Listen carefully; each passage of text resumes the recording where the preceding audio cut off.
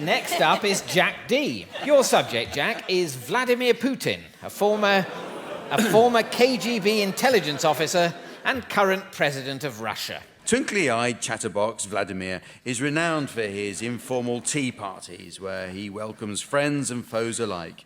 Many a guest has left the Putin tea table positively glowing with polonium.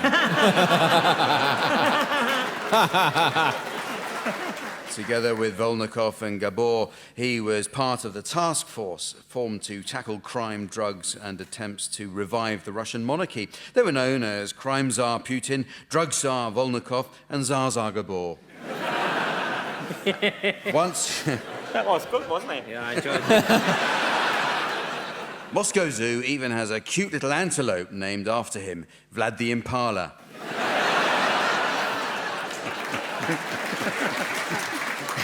Vladimir sold the family business in 1998. They produced and exported to the USA a range of cat litter trays known as Pussy Putins.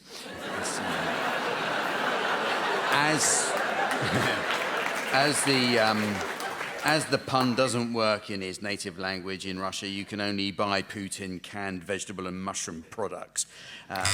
John. I think maybe the previous Putin family business was canned vegetables and something else. It was not, but that's not what Jack said. And he said in Russia you can buy Putin canned vegetable and mushroom products, and you can indeed, but it has nothing to do with the Putin family. But you do get the point, so don't worry, I'm not. Mr. Putin thoroughly enjoyed his university days and keeps up some of those student habits even now, rising for breakfast each day at the crack of noon. To amuse his many gay friends, Vladimir produces an annual topless calendar in which he pays homage to the village people. Henning. Now, either that's a satire or that calendar exists. I think it does exist. He has certainly released many topless photographs of himself, but he hasn't done a calendar of them, I'm afraid.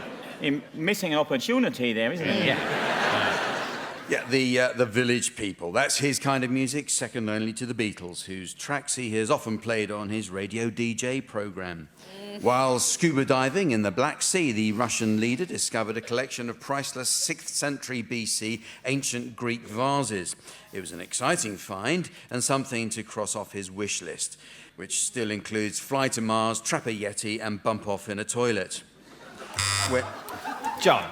I believe Putin may have said that he was diving and he found some Greek vases. It is certainly true that it was said of him, and it's definitely not true that it happened. You're calling him a liar? He thought he discovered a collection of priceless 6th century BC ancient Greek vases. Although it was an old car tyre. Well,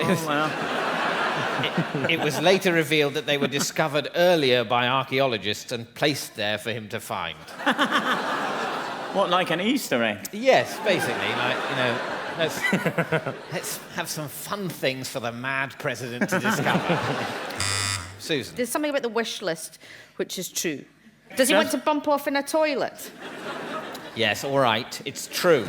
The expression bump off in a toilet was one of a list of things Putin assured journalists would happen to Chechen terrorists, as in people who aren't liked by him and his regime will be killed in a lavatory. When Vladimir put on his boxing gloves, he won 7 rounds on points, including 4 knockdowns against the Swedish champion Pedersen. The fight had to be stopped when they discovered Pedersen wasn't actually a boxing champion and, in any case, had to get to her older brother's 10th birthday party. Putin has expressed his gratitude for the training tips he received from his good buddy, Steven Seagal. Susan. Steven Seagal hasn't had a hit movie since Under Siege, the classic. And it's not out with the realms of possibility that Steven Seagal has taught Putin how to fight. That is true. Well done. Or if not taught him how to fight, because I expect the KGB did that, given him martial arts tips. And that's the end of Jack's lecture. And at the end of that round, Jack, you've managed to smuggle 2 truths past the rest of the panel, which are that Putin gets up to eat breakfast at noon. According to writer Ben Judah, who spent 3 years interviewing those closest to the president, Putin always sleeps late and has his first meal at midday. Hitler was not an early riser either, it says here. And neither was Churchill, actually. The second truth is that Putin is a big fan of the Beatles. As a teenager, Putin played the band's music on his high school's radio station. And that means, Jack, you've scored 2 points. Putin is a huge fan of the Beatles and honoured Paul McCartney by inviting him to play in Red Square after a personally guided tour of the Kremlin. And in a touching tribute to John Lennon, he regularly has people shot.